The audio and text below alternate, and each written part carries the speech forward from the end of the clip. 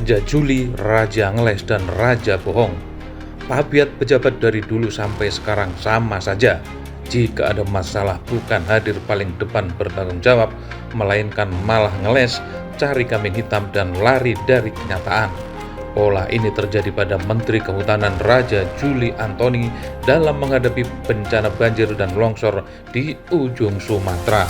Korban bencana banjir bandang di Pulau Sumatera ini terus bertambah. Badan Nasional Penanggulangan Bencana atau BNPB mendata pada Minggu 7 Desember 2025 per pukul 20 waktu Indonesia Barat mencatat 940 orang meninggal dunia dan 276 orang hilang dan 4.200 jiwa terluka.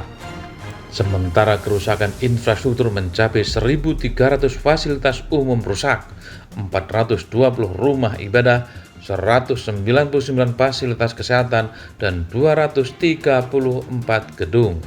Kemudian 697 fasilitas pendidikan dan 405 jembatan terdampak.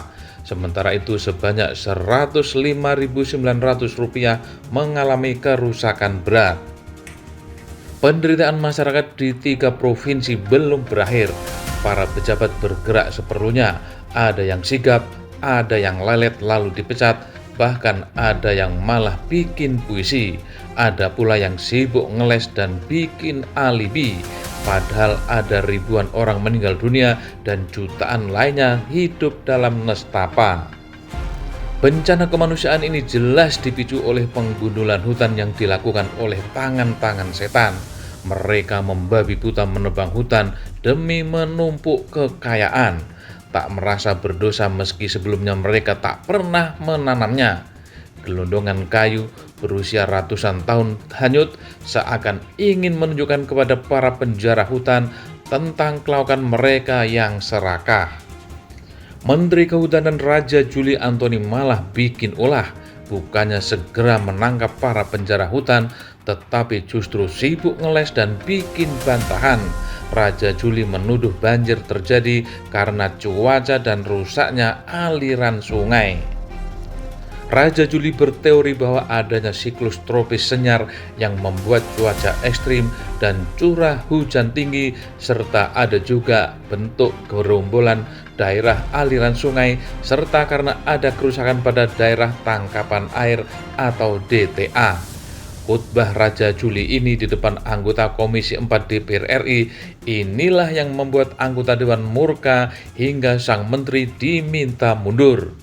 Raja Juli tak hanya ngeles soal penyebab banjir, ia juga berbohong soal angka deforestasi hutan.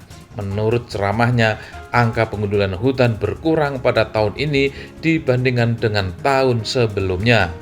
Deforestasi Indonesia hingga bulan September 2025 menurun sebesar 49.700 hektar jika dibandingkan tahun 2024 atau menurun 23,01%. Ini kata Raja Juli Antoni, politisi PSI. Di Aceh menurun sebesar 100,4%, di Sumut menurun sebesar 13,98%, dan di Sumatera Barat turun 14% jika dibandingkan dengan tahun 2024.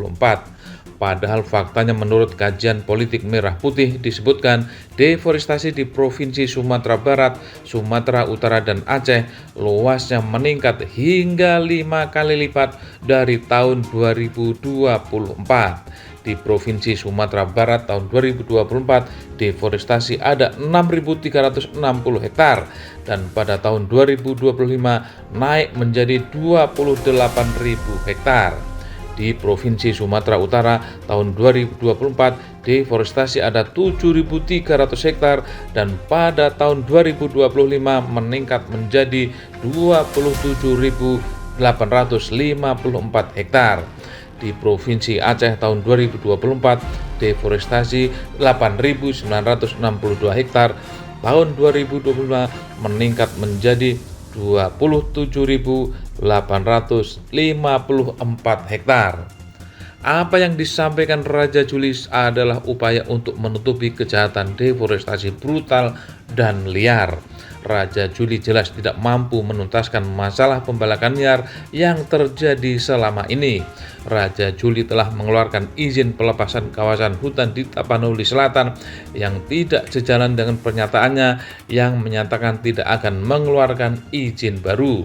Raja Juli tidak fokus pada penanganan bencana di 3 provinsi terdampak dan tidak memiliki rencana konkret untuk mengatasi kerusakan hutan. Penurunan deforestasi pada 2025 tidak sesuai dengan kondisi lapangan. Raja Juli tidak memiliki pemahaman yang memadai mengenai persoalan kehutanan. Begitulah Raja Juli, anak muda yang mendapat jabatan secara instan, hari ini mendapat ujian apakah kompeten atau gagap. Begitulah Raja Juli, anak yang cuma pintar ngomong, mendapat jabatan bukan karena keahlian, tetapi karena kedekatan dengan penguasa.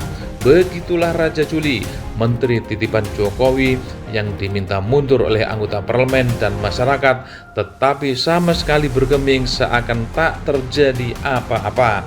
Prabowo harus segera merespon keinginan DPR untuk memecat Raja Juli karena dia memang tidak bisa bekerja. Dan yang paling penting, Raja Juli bukan pendukung Anda wahai Presiden, ia adalah pendukung anak Jokowi.